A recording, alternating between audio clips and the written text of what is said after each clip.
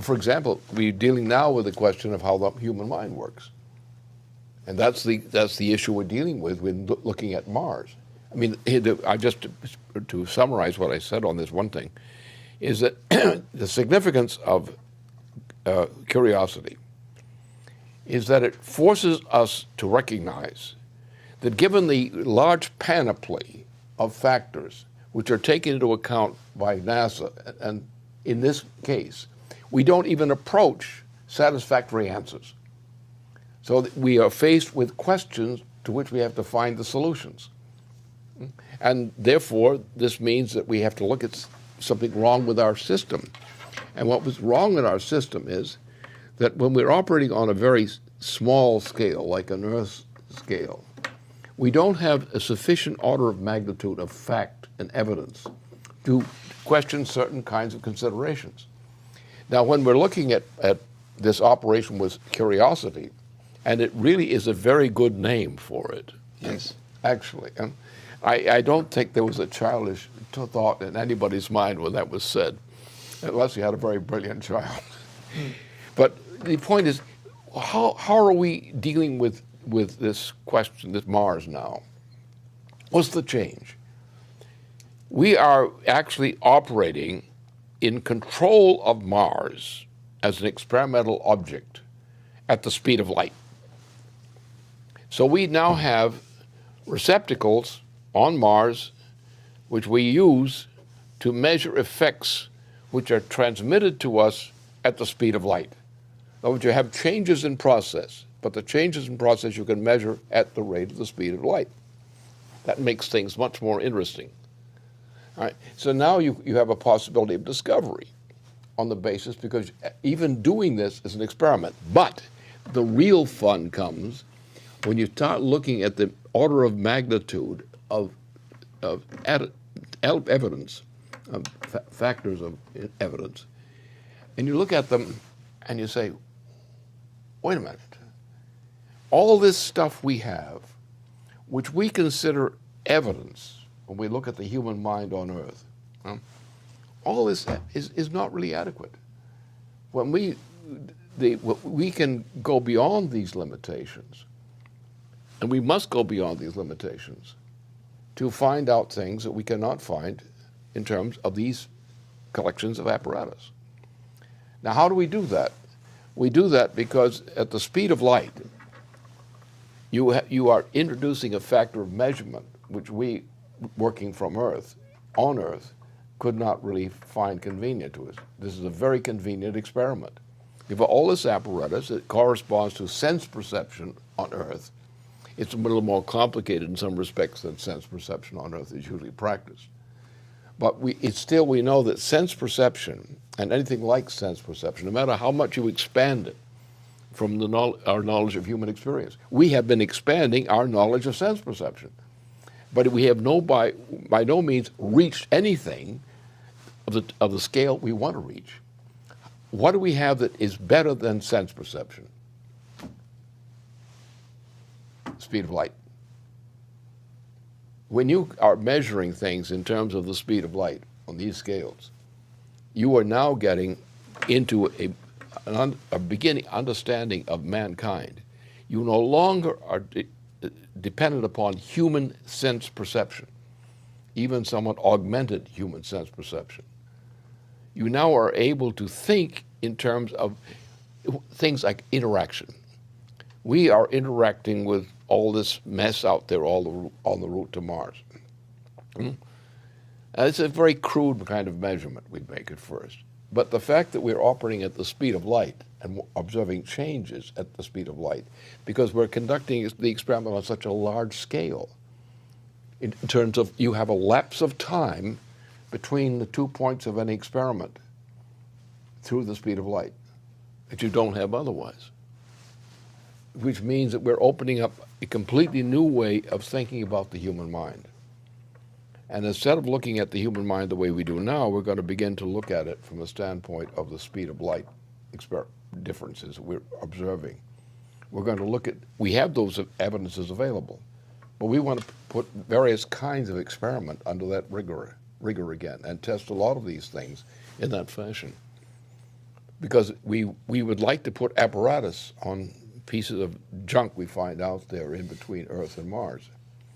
Because we want to defend Earth, we don't know most of the junk that's floating out there. We don't even detect it. And this junk can kill us because we have a limited ability to pick up the identity of a piece of junk like that and intersect it and cause it to move out of the trajectory of Earth in time. Mm-hmm. So therefore, if we can start to plant some shills out there, so to speak, some electronic shills out there on pieces of junk that we happen to locate, we can use the relationships among the motions among those pieces of junk and begin to interpret what that means. And we get a better grip on what this junk is going to do to us and what we can do to it. Because if we get out there and take a complex of a bunch of these floating objects out there in space, and if we can get a control over that and how that package works, we can now then begin to find out how the trajectories are organized in terms of this area between Mars down into the Venus area. We get a sense of a control over that. Mm-hmm. We can now look at the whole mass as a mass effect rather than trying to just rely on picking out one piece at a time. And therefore, if we can take what we've done, we've gone beyond simple sense perception. We've now gone into this Mars operation, where we're operating at the speed of light. And when we can control interactions which are related at the speed of light, we can deal with complexes of the evidence out there which can be used as an instrument to discover how to catch these things and how to deal with them, and to organize devices by which we can create a net to control them. So we want to take this whole system, reduce this whole system of cosmic elements floating out there, reduce that to a manageable process. It's not a matter of trying to find the individual piece. That's virtual, but that's good. But it's not enough. What you've got to do is start to create an influence on the way these things are organized. And it's only by controlling the mass or influencing the mass. In other words, you can get a very small degree of increment of change in a relationship in this mass out there. You can begin if you can hit enough spots, you can begin to define what the behavior of that mass is. And rather than looking for one at a time shots on a particular piece of rock, you're now looking at the behavior of a collection of these pieces of rock. Once you can get that kind of information, you can go further. And the same thing applies to larger matters. Speed of light, if mankind can use the speed of light in this way and base everything on it, we can define a completely new physics, at least a practical physics for the purpose of defense of Earth. Mm-hmm. And this opens the gate. And I think a generation, if we can do that, will be sufficient. Which means we have to get rid of things like Obama, which won't let this happen. But mankind, the dangers are great. The unknowns are threatening, ominous. But if we can do something within a generation to get us parked on the course that we need, and since we already have the ability with this recent Mars achievement, we now have an affirmation of the ability to do things like this. So it's going to take us probably another generation before we can do this on any significant scale, apart from the pilot scale now. But these measures should be sufficient to save a lot of human lives and to give us a perspective for what our future in nearby space is going to be. There's no difference between the Mars program and defense. None.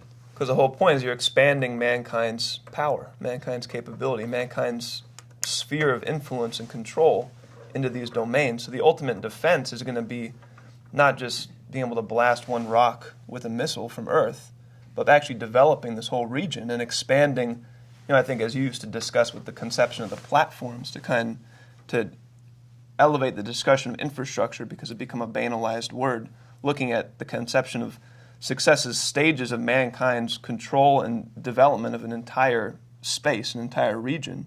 That's how we have to think about this. It's mankind expanding the power of mind to this whole Venus-Earth range And that's going to define defense and advance as one concept. But it's not going to be any more in ballistic.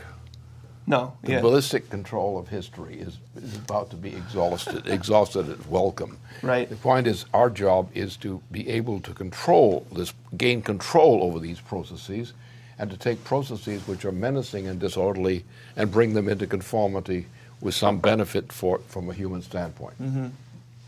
And to redefine the human standpoint as in terms of what we can do in the universe. Which goes right to the thermonuclear question. Exactly. Constant acceleration, increase in the power density that mankind can wield and control. Yeah. And that otherwise you are stultifying progress. Mm-hmm. You must have, progress must lead to more progress. You can't have to say, we can start from scratch again and be progressive on this thing, drop that, do this, with the percussive interventions in between. We have to really think about our will, human will, to shape and influence the environment in which we live, to do good.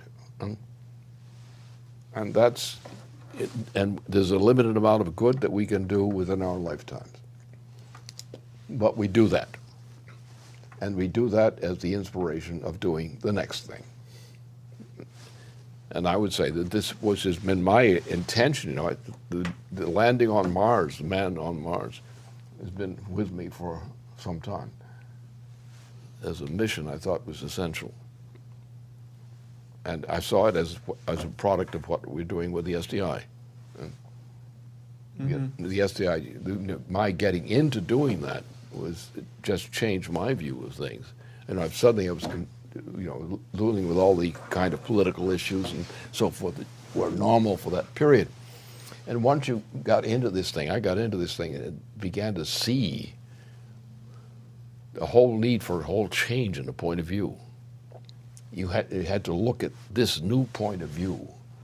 Well, instead of reacting to facts, reacting to this development. Think about how you can reshape the course of history. Get out of the limits with which you're operating. And the SDI was that.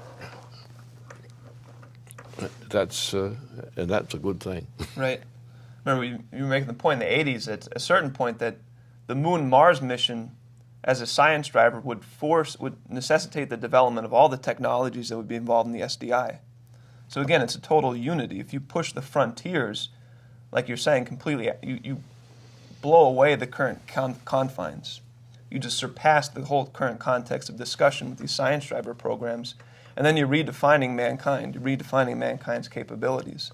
Well, what I did is I had as a result of the SDI operation, we had scientists in various parts of Europe and so forth who had participated in my designing of this process. And so once the thing was done, and we had done it, we came up to the point of frustration that the President Reagan faced, as I did.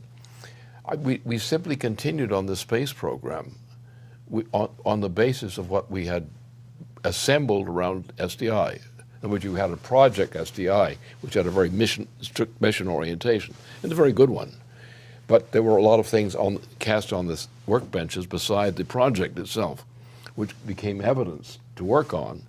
So when we went to the middle of the 1980s, we had a picture. I was frustrated at that point because I thought the space program was going too slow, and because it was being held back by these factors.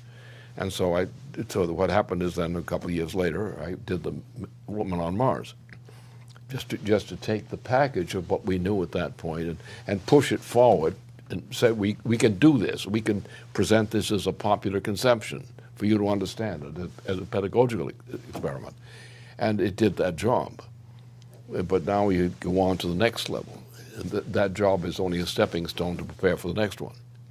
And right now, this is it. This actual launching on Mars now has made a slight change, but it's at the speed of light with a panoply of apparatus, which gives us a range we never had before of this type. And it's the panoply which includes the elements which were already put into the space program for Mars relevance. Now we have an apparatus which is complex enough that to be able to operate at the speed of light within that framework between here and Mars, you now have enough range of things to play with and to expand upon, which enables you to do some things. And I just want, well, let's get 20 or 30 of these things, these kinds of experiments going out to Mars as fast as possible. Because in order to get to this point what I've envisaged beyond, you have to have a lot of work put into it. You've got to have much more complex systems. You've got to have all kinds of experimental work done on Mars by aid of these systems. And if we can operate within this whole range, I mean the range from south of Jupiter, right? Starting from the Mars down to essentially Venus, if you can explore in that area with apparatus of this type, of that meaning, mankind has a real shot at discovering what man can be. Mm-hmm.